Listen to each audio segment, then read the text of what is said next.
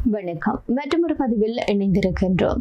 குறிப்பாக இலங்கையில் உயிர்த்த ஞாயிறு பயங்கரவாத தாக்குதல் நடைபெற்று இன்றுடன் 7 ஆண்டுகள் நிறைவடைந்திருக்கிறது. இந்த நிலையில் நாட்டில் இருக்கக்கூடிய அனைத்து பகுதிகளிலும் குறிப்பாக தேவாலயங்களிலும் நினைவேந்தல் தினம் அனுஷ்டிக்கப்பட்டிருக்கிறது. இதற்கான அழைப்பை கத்தோலிக்க திருச்சபை விடுத்திருந்தது என்பது குறிப்பிடத்தக்கது. இதன்படி தேவாலயங்களில் மணி எழுப்பி காலை 8:45 மணிக்கு 2 நிமிட மௌன அஞ்சலி செலுத்தப்பட்டிருக்கிறது. பிரார்த்தனை வழிபாடுகளும் இடம்பெற்றிருக்கிறது. அது மட்டுமன்றி கொச்சிக்கடை புனித அந்தோணியார் தேவாலயத்தில் பேராயர் மெல்கம் கர்தினால் ரஞ்சித் ஆண்டகையும் அவருடைய தலைமையில் விசேட ஆராதனை ஒன்று நடைபெற்றிருக்கிறது. இந்த ஆராதனையில கலந்து கொண்டவர்கள் இந்த விடயம் தொடர்பாக சில விடயங்களை சொல்லி இருக்கின்றார்கள். மேலும் கட்டுவாப்பட்டிய தேவாலயத்திலையும் விசேட ஆராதனை இடம்பெற்றிருக்கிறது. ஆயர்கள் உள்ளிட்டோர் பங்கு பெற்றிருக்கக்கூடிய பிரார்த்தனை நடைபவனியும் இன்றைய தினம் 4 மணி முதல் கொழும்பு மாரிஸ்டெல்லா மைதானத்தில் ஆரம்பமாகி கட்டுவாப்பட்டிய புனித செபஸ்தியான் ஆலயத்தில் நிறைவடைந்திருக்கின்றது. இலங்கையில 2019 ஆண்டு இடம்பெற்றிருக்கக்கூடிய இதே போற ஒரு நாள்ல இடம்பெற்றிருக்கக்கூடிய உயிர்த்த ஞாயிறு தினத்துல தான் நாட்டில பல பகுதிகளிலையும் தொடர் தற்கொலை கொண்டு தாக்குதல் இடம்பெற்றிருக்கிறது. இந்த தற்கொலை தாக்குதல் கொழும்பு உள்ளிட்ட சில பகுதிகளில் இடம்பெற்றிருக்கிறது. நீர்கொழும்பு கட்டுவாப்பட்டிய புனித செபஸ்டியான் தேவாலயத்துல மாத்திரம் 100க்கும் மேற்பட்டவர்கள் கொலை செய்யப்பட்டிருந்தார்கள். இந்த தாக்குதல்ல பல வெளிநாட்டு நபர்களும் கொலை செய்யப்பட்டிருக்கின்றார்கள். அது மட்டுமன்றி 7 வருடம் நிறைவடைந்திருக்கக்கூடிய இந்த நிலையில இதுவரையில அதிகாரப்பூர்வமாக இல்லாட்டி இவர்தான் பிரதான குற்றவாளி என்று சொல்லி யாரும் கண்டுபிடிக்கப்படவில்லை. இதற்கு எதிராகத்தான் தொடர்ச்சியாகவே கத்தோலிக்க திருச்சபையும் தங்களுடைய கண்டனங்களை வெளிப்படுத்திக் கொண்டு வருகின்றார்கள். இதே நேரத்தில் இன்றைய தினம் கொழும்பு மறைமாவட்ட பேராஜர் மெல்கம் ரஞ்சித் ஆண்டகியும் கருத்து தெரிவித்திருக்கின்றார். அவர் இந்த தற்கொலை தாக்குதல் இடம்பெற்று 7 வருடங்கள் நிறைவடைந்திருக்கக்கூடிய நிலையில கொச்சிக்கடை புனித அந்தோணியார் திருத்தலத்தில் இடம்பெற்றிருக்கக்கூடிய விசேட ஆராதனையில கலந்து கொண்டிருக்கின்றார். அந்த ஆராதனையில் கலந்து கொண்ட போதுதான் அவர் சில விடயங்களை சொல்லி இருக்கின்றார். அந்த வகையில் அவர் சொல்லியிருக்கக்கூடிய விடயங்களை பற்றி பார்க்கிற போது 7 ஆண்டுகள் கடந்தும் இந்த கொடூர தாக்குதலுக்கு பின்னால் இருந்த உண்மையான சூத்திரதாரிகள் தொடர்புல இன்னும் சட்டத்தின் முன் நிறுத்தவில்லை என்று சொல்லி அவர் கேள்வி எழுப்பியிருக்கின்றார். கடந்த காலத்தில் ஆட்சிக்கு வந்த அரசாங்கமானது நீதியை நிலைநாட்டும் என்று சொல்லியிருந்த போதிலும் வாக்குறுதியை வழங்கியிருந்த போதிலும் அவை அரசியல் தேவைகளுக்காக விசாரணைகளை திசை திருப்பியதாக இதன் போது தெரிவித்திருக்கின்றார். இது தொடர்பில் அவர் தொடர்ந்தும் அந்த ஆராதனைகளை கருத்து தெரிவிக்கின்ற போது தாக்குதல் தொடர்பாக முன்கூட்டிய எச்சரிக்கையை கவனிக்கத்தக்கதாக இருந்தது. ஆனால் இதனை அந்த அதிகாரிகளோ இல்லாட்டி அதனை முக்கிய பதவிகள் இருக்கக்கூடியவர்களோ மூடி மறைத்தார்கள். இதன் மீதான இன்னும் ஒரு சட்ட நடவடிக்கை எடுக்கப்படவில்லை என்று சொல்லியிருக்கிறார். அது மட்டுமின்றி தற்போதைய அரசாங்கம் ஆட்சிக்கு வரும்போது பல வாக்குறுதிகளை கொடுத்திருந்தது. குறிப்பாக இந்த விசாரணைகளை முன்னெடுப்போம் என்று சொல்லியிருந்தார்கள். அவை இன்னும் கீழ்மட்டத்தில் தான் இந்த விசாரணைகள் எல்லாம் இடம்பெற்றுக் கொண்டிருக்கிறது. தாக்குதல்ல முன்னோடியாக செயற்பட்டவர்களை கண்டறிய இன்னும் இந்த அரசாங்கம் தீவிர நடவடிக்கை எடுக்க தவறிவிட்டது. ஆனால் அந்த தீவிர நடவடிக்கை என்பது எடுக்க வேண்டிய அவசியம் இருக்கிறது. ஜனாதிபதி விசாரணை ஆணைக்குழு அறிக்கைகள் இன்னும் பகிரங்கப்படுத்தப்படாத நிலையில ரகசிய ஆவணங்கள் குறைத்து அரசாங்கம் வெளிப்படைத்தன்மையுடன் இருக்க வேண்டும் என்று சொல்லியும் செயல்பட வேண்டும் என்று சொல்லியும் கேட்டுக்கொண்டிருக்கின்றார்.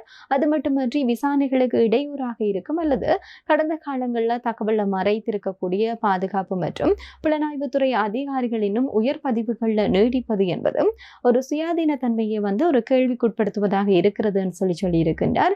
எனவே நீதியை நிலைநாட்டும் விடயத்துல இந்த அரசாங்கமும் அசமந்த போக்குடன் தான் செயல்படுகிறது என்று சொல்லி, எனவே விசாரணை சர்வதேச விசாரணை தேவை என்று சொல்லியும் அதுதான் ஒரு சரியான வழியாக இருக்கும் என்று சொல்லியும் கர்தினால் மெல்கம் ரஞ்சித் ஆண்டகை தெரிவித்திருக்கின்றார். மேலும் இந்த தாக்குதல்ல உயிரிழந்தவர்களுடைய ஆத்மா சாந்திக்காகவும் காயமடைந்தவர்களுக்கும் திருச்சபை என்றும் துணை நிற்கும் என்று சொல்லியும் அவர் மேலும் தெரிவித்திருக்கின்றார். இதே நேரத்தில் உயிர்த்த இந்த ஞாயிறு கொண்டு தாக்குதலுக்கு சக்ரான் காசிம் மட்டும் காரணம் கிடையாது என்று சொல்லி கத்தோலிக்க திருச்சபையினுடைய பேச்சாளர் அருட்தந்தை சிறில் காமினி பெர்னாண்டோ தெரிவித்திருக்கின்றார்.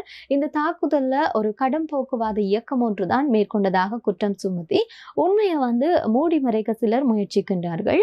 எனவே இது தொடர்பாக அவர் தெரிவித்திருக்கின்றார். இந்த தாக்குதலை மேற்கொள்வதற்கு சூழ்ச்சி திட்டம் தீட்டிய தரப்பினர் சக்ரான் காசிம் தலைமையிலான குழுவினருக்கு மேல்மட்டத்தில் இருந்து செயல்பட்டதாக கூறப்படுகிறது. குறிப்பாக தாக்குதலுக்கு இராணுவ புலனாய்வு பிரிவினர் மிக நெருங்கிய தொடர்பு இருப்பதாக அவர் சொல்லியிருக்கிறார். இதற்கமைய ஒரு தெளிவான சாட்சியங்கள் காணப்படுவதாகவும் அவர் தெரிவித்திருக்கின்றார். பல்வேறு அறிக்கைகள் வந்திருக்கிறது, சில நூல்கள் வந்திருக்கிறது.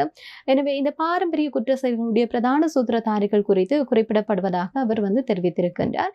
எனினும் உண்மையான குற்றவாளிகள் வெளிப்படும் வரையில இந்த வெளிப்படுத்தல்களை ஏற்றுக்கொள்ள முடியாது என்று சொல்லியும் அருட்தந்தை சிறில் ஹாமினி பெர்னாண்டோ தெரிவித்திருக்கின்றார். அதாவது அவர் சொல்லியிருக்கக்கூடிய விடயம் தொடர்ச்சியாகவே இவ்வாறான விடயங்கள் எல்லாம் வெளித்தெரியுது, ஆனால் உண்மையான குற்றவாளி தொடர்பாக எங்களுக்கு அறிந்து கொள்ள முடியாமல் இருக்கிறது என்பதுதான் அவருடைய கருத்தாக அமைய பெற்றிருக்கிறது. இதே நேரத்தில் நீதிக்காக காத்திருப்பது என்பது கவலைக்குரியதாக இருக்கிறதுன்னு சொல்லி ஐக்கிய நாடுகள் சபையினுடைய பதிவிட ஒருங்கிணைப்பாளர் தெரிவித்திருக்கின்றார். தாக்குதல் நடந்து 7 வருடங்கள் கடந்திருந்த போதிலும் பாதிக்கப்பட்ட குடும்பங்களுக்கான இன்னும் ஒரு முழுமையான நீதியை பெற்றுக் கொடுக்க முடியாமல் இருக்கிறது. எனவே இவர்கள் காத்திருப்பது என்பது ஒரு கவலைக்குரியது என்று சொல்லி தெரிவித்திருக்கின்றார்.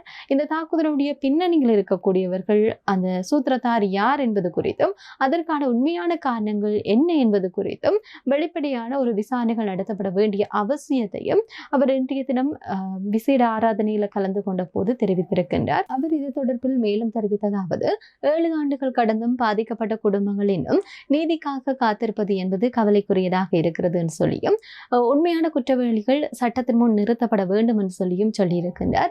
பாதிக்கப்பட்டவர்களுக்கு நீதி மற்றும் நஷ்டஈடு வழங்குகின்ற ஒரு பொறிமுறையை இலங்கை அரசாங்கத்திற்கு தேவையான தொழில்நுட்பம் மற்றும் ஆலோசனைகளை வழங்குவதற்கு ஐக்கிய நாடுகள் சபை எப்போதும் தயாராக இருப்பதாகவும், இலங்கையில் இந்த சம்பவம் தொடர்பில் முன்னெடுக்கப்படும் விசாரணைகளுக்கு ஐக்கிய நாடுகள் சபை பூர்ண ஒத்துழைப்பை வழங்கும் என்று சொல்லியும் அவர் தெரிவித்திருக்கின்றார். இந்த துயரமான சம்பவத்துல இலங்கை மக்கள் அனைவரும் மத ஒற்றுமையும் இன ஒற்றுமையுடனும் இருக்க வேண்டும் என்று சொல்லியும் சொல்லியிருக்கிறார். இதே வேளையில் மட்டக்களப்பு சியோன் தேவாலயத்தில் இடம்பெற்றிருக்கக்கூடிய தாக்குதல் சம்பவத்திற்கு அங்கு உயிரிழந்தவர்களுக்கான ஒரு 7ஆம் ஆண்டு நினைவேந்தல் அனுஷ்டிக்கப்பட்டிருந்தது. இன்று காலை 9:05 மணியளவில் சியோன் தேவாலயத்திற்கு முன்பாக இடம்பெற்றிருக்கிறது. இதன் போது பாதிக்கப்பட்ட குடும்பத்தினர் பலத்த பாதுகாப்புக்கு மத்தியில் கண்ணீர் மல்கி மலரஞ்சலி செலுத்தி சுடரேற்றி குண்டு தாக்குதலில் உயிரிழந்தவர்களை நினைவேந்திருக்கிறார்கள்.